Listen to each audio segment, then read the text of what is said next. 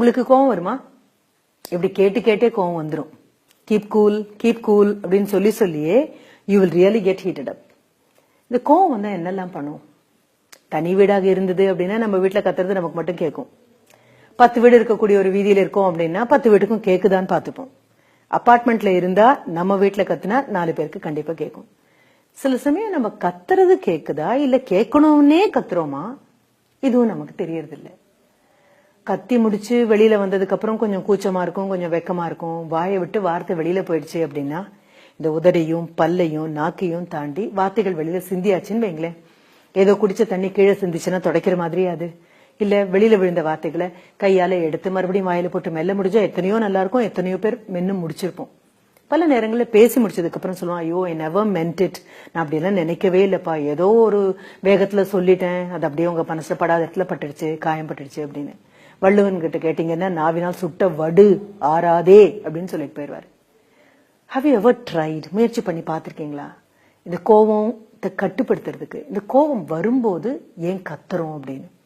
குழந்தைங்க நம்ம கத்துறத பார்த்துட்டே இருக்கும். கத்துனா மத்தவங்க பயந்து அடங்கி போறதையும் பார்க்கும். நாளைக்கு அதே ஆயுதத்தை கையில எடுத்து தானும் கத்தும், நம்மள அடக்கும். அதே நம்ம 4 பேர் முன்னால கத்துவோம் தெரிஞ்சது அப்படின்னாலே அடுத்த நிமிஷம் பக்கத்துல இருக்கவங்க பயந்து போயிருவாங்க. கொஞ்சம் கூட நாகரிகம் இல்லாம 4 பேர் முன்னால கத்திடுவாருப்பா அப்படின்னு. குழந்தைங்களும் வீட்டுக்கு யாராவது வந்தா அவங்க முன்னால கத்தி நமக்கு கொஞ்சம் வெட்கத்தை ஏற்படுத்தும். அது எப்படி கத்தல் வருது, இந்த கோபமும் கத்தலும் எப்படி கூட கூட போகுதுன்னு பாக்கலாமா? ஒரு முனிவர் வந்துட்டு இருந்தாராம். வந்து ஒரு பெரிய ஆசிரமத்துக்குள்ள வராரு. அவருடைய சீடர்கள் தாங்க இருக்கிறவங்க ஒரு 15-20 பேர் இருப்பாங்க. காய்ச்சி மூச்சுன்னு கத்திட்டு இருக்காங்க. ஒருத்தர் கழுத்துல ஒருத்தர் கை மாறி மாறி ஒருத்தர் கழுத்தை பிடிச்சுக்கிட்டு கொன்னுடுற மாதிரி கொலவெறியா இருக்கு. இவர் வந்து கூவுறாரு, பேசுறாரு, ஒருத்தரையா தட்டி திருப்புறாரு. யாரும் திரும்புறதே இல்லை. அப்புறம் கொஞ்ச நேரத்துக்கு அப்புறம் எல்லாரும் தாங்களே அமைதியாய் திரும்பி பாக்குறாரு.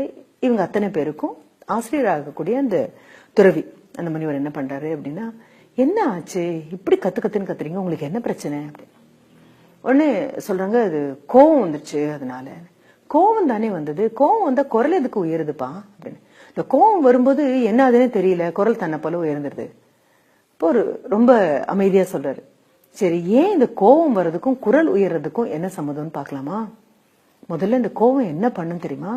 2 பேருக்கு மனசுக்குள்ள இருக்கக்கூடிய அந்த இடைவெளியை இன்னும் பெருசாக்கும், கொஞ்சம் அகலமாயிடும். இப்ப நமக்கு என்ன தோணும் அப்படின்னா, கத்தி பேசினாதான் உங்க காதுல விழும் அப்படின்னு தோணும்.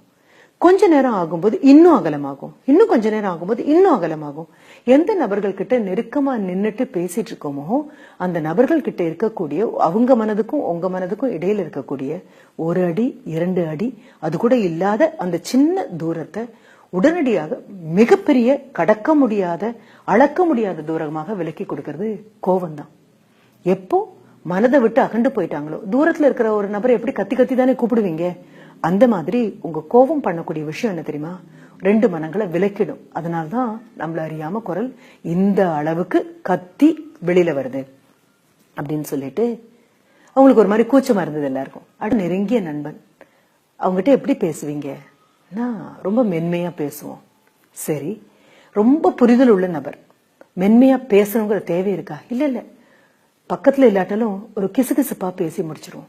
சரி, அதுவும் போக அந்த நபர் உங்களுக்கு நல்லா தெரியும், மனசு நிறைய அன்பு இருக்கு அப்படின்னு என்ன பண்ணுவீங்க? பேச்சுக்கு ஏதாவது தேவை இருக்கான்னு?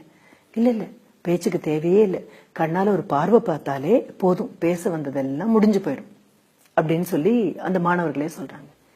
அந்த ஆசிரியர் காமிச்ச அதே தான் நான் உங்ககிட்ட திருப்பி காண்பிக்கிறேன். காலவேளை அவசரத்துல குழந்தைகிட்ட கோவம் வரும்போதோ, கணவன் கிட்ட கோவம் வரும்போதோ, இல்ல நம்ம சொன்ன வேலையை செய்யாத நம்மளுடைய சபார்டினேட் சக ஊழியர் மேல கோவம் வரும்போதோ, கோவம் முதல்ல பண்ணக்கூடிய மிக திறமையான உங்களுக்கும் எனக்கும் கண்ணுக்கு தெரியாத ஒரு செயல் என்ன தெரியுமா? தூரத்தை அதிகப்படுத்துறது. 2 நபர்களுக்கு நட்பு ரீதியாக பக்கத்துல இருக்கக்கூடிய நபர்களுக்கு இடையில மிகப்பெரிய தூரத்தை, கடக்க முடியாத தூரத்தை உருவாக்க கோவத்தால முடியும். உங்களுக்கு அது என்னைக்குமே புரியாது, அது நீங்க கண்ணால கூட பார்த்ததில்லை. ஒரு பொருளை உங்க முன்னால வச்சிருக்கோம், அதை உங்களை விட்டு நகர்த்தி வைக்கிறோம், இது கண்ணால பார்க்கக்கூடிய செயல். ஒரு புத்தகத்தை உங்க முன்னால வைக்கிறேன், அதை நகர்த்தி வைக்கிறேன், இது உங்க கண்ணால பார்க்கக்கூடிய செயல். உங்க கண்ணால பார்க்க முடியாத செயல் என்ன தெரியுமா? 2 மனங்கள் விலகி போறது. 2 மனங்கள் விலகி போகிறதுக்கு ஒரு அரை செகண்டுக்குள்ள கோவத்தால அதை கொண்டு வர முடியும். எப்போ உங்க குரல் உயருதோ, எப்போ உங்க கட்டுப்பாட்டை மீறி காதுலையும் மூக்குலையும் புகை வர மாதிரி குரல் ஓங்கி கத்துறீங்களோ அப்பெல்லாம் நினைச்சுக்கோங்க, உங்க குரல் ஓங்குறதுக்கு 1 வினாடி முன்னால எந்த நபர் உங்க மனதுல இணக்கமா இருந்தாரோ பக்கத்துல இருந்தாரோ அந்த நபரை தான் கண் கொள்ளாம தூக்கி வீசுறோம். எந்த நபர்கிட்ட உங்களுக்கு அன்பு இருக்கோ, எந்த நபர்கிட்ட மரியாதை இருக்கோ, எந்த நபர்கிட்ட நட்பு இருக்கோ, அப்ப தன்னை போல குரல் குறைஞ்சிரும். வால்யூம் வேண்டவே வேண்டாம். உரத்து பேசுறதெல்லாம் உண்மை அப்படிங்கறதெல்லாம் ரொம்ப அழகான பொய். அது உரத்து பேசினாலும் உண்மை இல்லாம இருக்கலாம். ரொம்ப நெருக்கமான நபர்கள் கிட்ட ஒரு அம்மா தூங்கிட்டு இருக்கக்கூடிய தன்னுடைய குழந்தைய தூளில பிரிச்சு பார்க்கும்போது ஒரு புன்னகை போதும் அவளுக்கு அதனுடைய உடல் நலம் எப்படி இருக்குன்னு புரிஞ்சுக்க. மடியில படுத்துட்டு இருக்கக்கூடிய குழந்தைய தலையை வருடி கொடுக்கும் போது எந்த பேச்சும் அம்மாக்கு கிடையாது. அவருடைய விரல் நுனி எல்லாம் வாயா மாறி விரல் நுனி எல்லாம் தலை மயிர்கால்களை கோதி விடும்போது விரல் நுனி எல்லாம் பேசிட்டே தான் இருக்கும். அம்மா வாயை திறந்து ஒரு வார்த்தை சொன்னதில்லை. ரொம்ப சந்தோஷம். நீங்க பரிசு வாங்கிட்டு ஓடி வரீங்க. எதிரில் இருக்கக்கூடிய அப்பாவோ அம்மாவோ ஒரு புன்னகையால மென்னகையால அப்படியே புரிஞ்சுக்கிட்டு விட்டுடுவாங்க. வாயை திறந்து பேசினதே இல்லை. அன்புக்கு பேச்சு தேவையே இல்லை. அன்பை பொறுத்த வரைக்கும் பேச்செல்லாம் வெறும் ஆடம்பரம் தான், கூச்சல் தான். அன்பு மனசுல நிறையும் பொழுது வீட்டுல சத்தம் இருக்காது, வீட்டுல குரல் ஒங்க மாட்டோம். ஒரு காலத்துல எங்க வீட்டுல ஒரு நாய் வளர்த்துட்டு இருந்தோம். அதுக்கு இந்த கூச்சல் போட்டா பிடிக்கவே பிடிக்காது. வீட்டுல யாராவது 2 பேருக்கு குரல் கொஞ்சம் உயர ஆரம்பிச்சது அப்படின்னாலே வீட்டினுடைய கதவை ரொம்ப பெருசா பராண்ட ஆரம்பிக்கும் தன் நகத்தால. கதவை திறந்து பார்த்தோம் அப்படின்னா எங்க முகத்தை பார்த்துட்டு மூக்க தூக்கிட்டு கண்ணுக்குள்ள பார்த்துட்டு ஊ ஊ ஊ அப்படின்னு ஒரு மாதிரி சத்தம் எழுப்போம். என்ன சொல்ல வந்தது அப்படின்னா, எதுக்காக அமைதியா போகக்கூடிய வாழ்க்கையில் எதுக்காக சத்தம் போடுறீங்க? பறவைகள் தேவைன்னா சத்தம் போடுது, விலங்குகள் தேவைன்னா சத்தம் போடுது. மனிதனுக்கு தேவையில்லாத போது, மற்றவர்களுடைய அன்பு தேவையில்லாத போது நம்ம சத்தம் போடுறோம். அடுத்த தடவை குரல் ஓங்கும் போது ஒரே ஒரு நிமிஷம் யோசிச்சு பாருங்க. மனசுல இருக்கிற நபரை தூக்கி வீசினா மட்டும்தான் குரல் ஓங்கும். கோவம் கண்ணுக்கு தெரியாம இந்த பாதிப்பை மீண்டும் மீண்டும் பண்ணும். நீங்க பண்ணினா குடும்பம் பண்ணும், குடும்பம் பண்றதையெல்லாம் குழந்தைகளும் பண்ணும். குழந்தைகள் கத்துது அப்படின்னா எத்தனை நாள் முன்னால நீங்க கத்துனீங்கன்னு பாருங்க.